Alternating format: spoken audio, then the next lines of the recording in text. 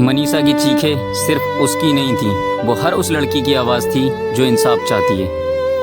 सोचिए, अगर आपकी अपनी बहन या बेटी के साथ ऐसा हुआ होता तो क्या आप चुप रह पाते?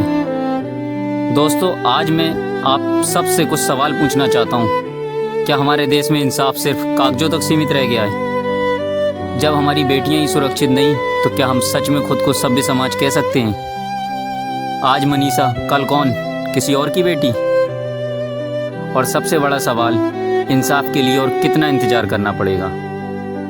दोस्तों, ये सिर्फ एक केस नहीं, ये हमारी बेटियों के अस्तित्व और सुरक्षा का सवाल है। हरियाणा के भिवानी जिले में एक सदमा देने वाली खबर सामने आई।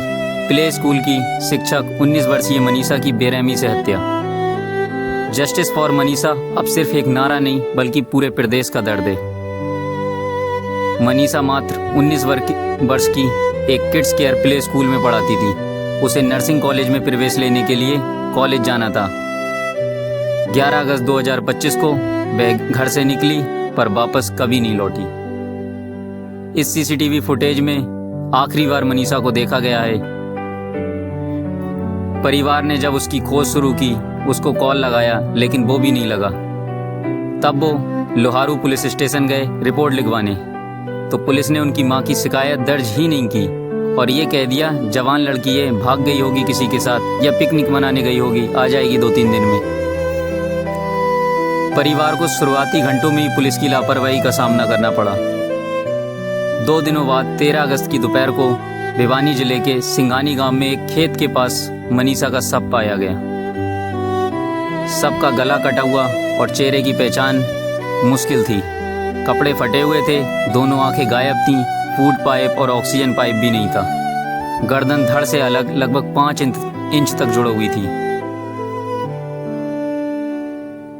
सबकी ये विक्षिप्त अवस्था देखकर स्थानीय लोग हत्या की संभावना पर जोर देने लगे। फॉरेंसिक्स डॉक्टर गोपाल शर्मा के अनुसार सब सड़ी गली अवस्था में था। गर्दन की त्वचा, मांसपेशियां और हड्डियां गायब थीं। माना गया कि यह जंगली जानवरों द्वारा नोचकर खाया गया था। PGIMS में दूसरी पोस्टमार्टम में भी यही निष्कर्ष दोहराया गया। घाव मृत्यु के बाद के थे, क्योंकि रक्त रिसाव नहीं था। PGIMS के medical superintendent doctor Kundan Mittal ने पुष्टि की कि शरीर में कीटनाशक के अंश पाए गए और तेजधार हथियार से काटने के निशान नहीं मिले। सुनहरिया लैब की रिपोर्ट में भी कीटनाशक पुष्टि हुआ तथा बलात्कार या एसिड हमले का कोई सबूत नहीं मिला।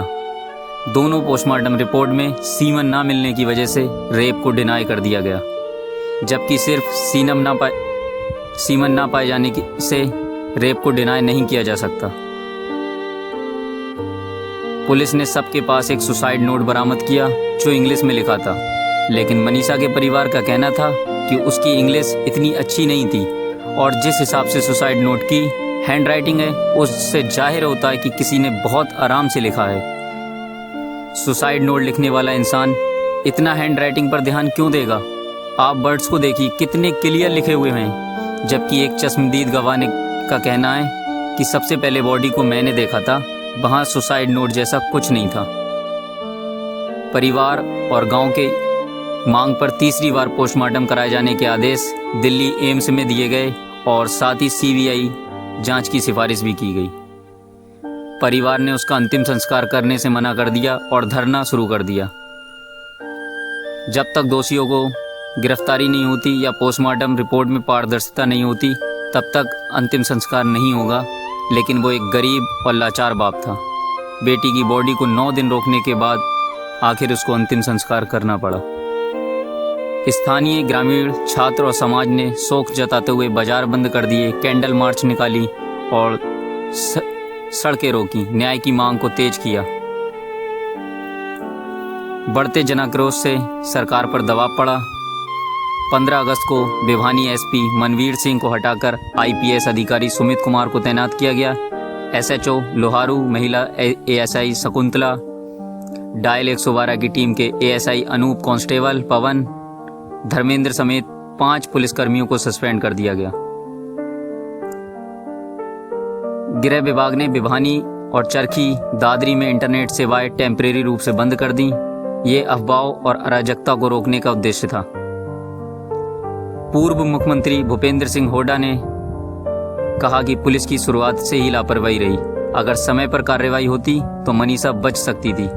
उन्होंने सीबीआई जांच की मांग की और कहा दोषियों को कड़ी सजा मिलनी चाहिए ताकि भविष्य में कोई ऐसा अपराध करने से कतराए। यहाँ सवाल उठ रहे, पुलिस ने शुरुआत से ही शिकायत को गंभीरता में क्यों नहीं लिया? क्या प्रशासन की व्यवस्था में चूक रही? इंटरनेट बंदी से अफवाह रोकने में कितनी मदद मिली?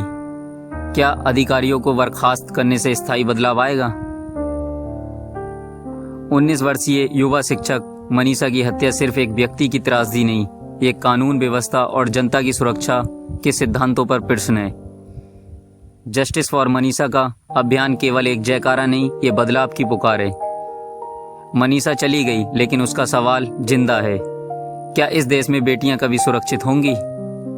अगर आज हम खामोश रहे तो कल कोई और मनीषा हमसे इंसाफ मांगेगी। हम उम्मीद करते हैं सरकार, पुलिस और समाज मिलकर सुनिश्चित करे कि न्याय हो और भविष्य में कोई माँ, बेटी, बहन उसके साथ इस तरह का दर्द न झेलना पड़े उसको। इस वीडियो को ज़्यादा से ज़्यादा शेयर